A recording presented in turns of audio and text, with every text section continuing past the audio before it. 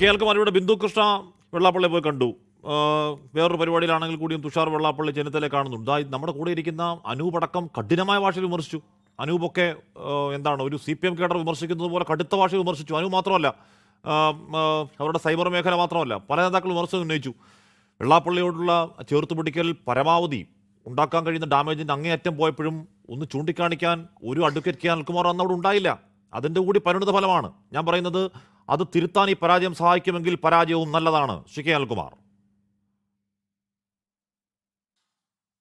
അല്ല, നിങ്ങൾ വിചാരിക്കുന്ന പോലെ ഏതെങ്കിലും ഒരു കാര്യമാണ് പരാജയത്തിലേക്ക് എത്തിക്കുന്നത് എന്നൊരു തെറ്റിദ്ധാരണ ഞങ്ങൾക്കില്ല. ഈ ചർച്ചയിൽ ഒരു വാക്ക് പറഞ്ഞു, എന്താ, ബ്ലഡി ഫെലൂസ്. നമ്മൾ ഈ ചാനൽ ചർച്ച വരുന്നവർ അത്തരം വാക്കുകളൊന്നും പ്രയോഗിക്കാൻ പാടില്ല.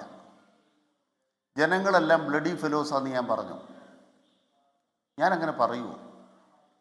അതേസമയം 10 മിനിറ്റ് കൊണ്ട് മുനമ്പം പ്രശ്നം പരിഹരിക്കാം എന്ന് ഒരു ബ്ലഡി ഫെലോ പറഞ്ഞു. നാട്ടുകാരത് വിശ്വസിച്ചു എന്ന് പറഞ്ഞാലോ? അതെ അതെ, ആ വാക്ക് ഞാൻ പറഞ്ഞിട്ടില്ല. അല്ലല്ല, ഞാൻ വിടുകല്ല. നമ്മൾ അനൂപിനോടും ഞാൻ പറയുകയാണ്, ഞാൻ ദയവായിട്ട് പറയുകയാണ്, ഞങ്ങൾ പ്രതിപക്ഷത്താണ്.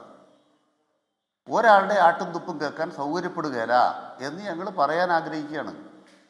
10 കൊല്ലം ഞങ്ങൾ ഡിഫൻസിലാണ്. ഇതിന് കാരണം എന്താണെന്ന് വെച്ചാൽ, പൊന്നുകൊണ്ട് പുളിശ്ശേരി വെച്ച് കൊടുത്താലും നമ്മുടെ നാട്ടിനകത്ത് അതും ഇതും പറയുമല്ലോ. ആന ഇറങ്ങിയ ഉടനെ പിണറായി വിജയൻ ഉത്തരം പറയണം.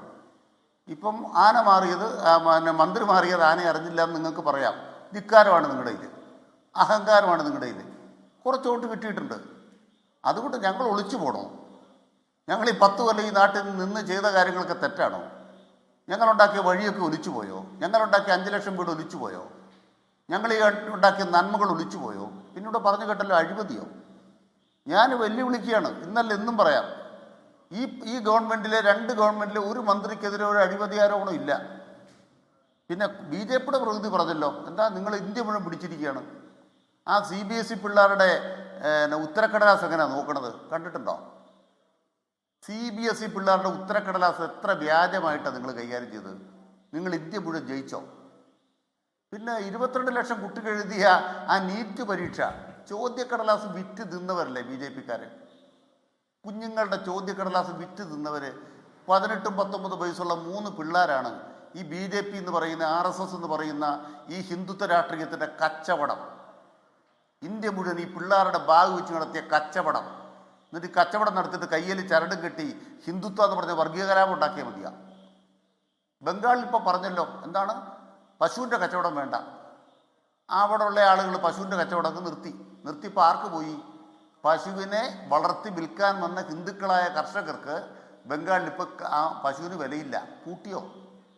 നിങ്ങൾ ഹിന്ദുക്കളായ കർഷകരുടെ കഞ്ഞിക്കുടി മുട്ടിച്ചോ? ഇതാ BJP. അതുകൊണ്ട് BJPക്കാരെ നെകളിക്കണ്ട. പാറ്റാന്ന് കേട്ടപ്പോൾ പേടിച്ച മോദിയെ അവിടെ മനസ്സിലാക്കിക്കോണം. ഇന്ത്യ രാജ്യത്തെ ലോകം മുഴുവൻ കീഴടക്കിയിട്ട് ആത്മാവിനെ നഷ്ടപ്പെടുത്തിയാൽ എന്തെന്ന് ബൈബിളിൽ പറയുന്നുണ്ട്. ഇത്രേ ഉള്ളൂ BJP. അതുകൊണ്ട് ഞങ്ങൾ ഇന്ത്യ മുന്നണി പോയി നിൽക്കുന്നതേ കോൺഗ്രസിലൂടെ മോക്ഷം കിട്ടുമെന്ന് കരുതിയിട്ടല്ല. BJPക്കെതിരെ പൊതു പ്ലാറ്റ്ഫോം ഉണ്ടാകും, പൊളിക്കും ഞങ്ങൾ. ഇനി BJP ഇന്ത്യ ഭരിക്കാൻ സമ്മതിക്കത്തില്ല. അത് കമ്മ്യൂണിസ്റ്റ് പാർട്ടി ഇല്ലാതായോ? കമ്മ്യൂണിസ്റ്റ് പാർട്ടി ഇല്ലാതാകുമോ? മോദി പോയി നിൽക്കുന്ന കണ്ടല്ലോ ചൈനയിൽ, ചെങ്കൊടിയുടെ താഴെ കണ്ടിട്ടില്ലേ? ആ ചെങ്കൊടി കമ്മ്യൂണിസ്റ്റ് പാർട്ടിയുടെ ചെങ്കൊടിയാണേ. ആ ചെങ്കൊടിക്കും താഴ്ചയുണ്ടായിരുന്നു. കമ്മ്യൂണിസ്റ്റ് പാർട്ടിയുടെ മുഴുവൻ ആളുകളെ കൊന്ന് 40,000 പേരായിട്ട് അവശേഷിച്ചു 10 ലക്ഷം പാർട്ടി മെമ്പർമാർ ചൈനയിൽ. അവിടുന്നാണ് പിന്നെ ലോങ് മാർച്ച് നടത്തി ഞങ്ങൾ പിടിച്ചു വന്നത്. ഇപ്പോൾ ബംഗാളിൽ ഞങ്ങൾ തെരുവിലുണ്ട്, തല്ലുകൊണ്ട് വഴിയിലുണ്ട്. മമതാ ബാനർജിയെ കൊണ്ട് നിങ്ങൾ പോയല്ലോ, അവരുടെ പാർട്ടിയും പടർത്തിക്കൊണ്ട് നിങ്ങൾ പോയല്ലോ. ഞങ്ങൾ വഴിയിലുണ്ട്. വഴിയിലുള്ള ഞങ്ങളാ ശക്തര്, ഭരണഭാരമൊന്നുമില്ല. അവിടെ നല്ല നിലയ്ക്ക് ഞങ്ങൾ ഞങ്ങളുടെ തെറ്റുകൾ ഞങ്ങളുടെ ഉള്ളിൽ പറയും.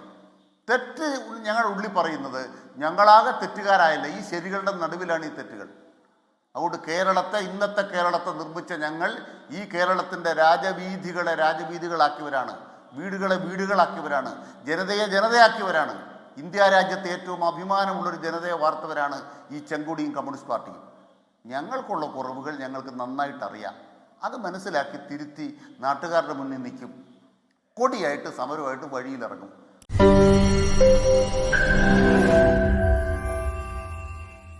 ലോകത്തെവിടെയായാലും ഏത് സമയത്തും 24 വാർത്തകളും ഓഗ്മെന്റഡ് റിയാലിറ്റി പാക്കേജുകളും എക്സ്പ്ലെയിനറുകളും വിശദമായി കാണാൻ ഞങ്ങളുടെ യൂട്യൂബ് ചാനൽ നിങ്ങൾക്ക് സബ്സ്ക്രൈബ് ചെയ്യാം.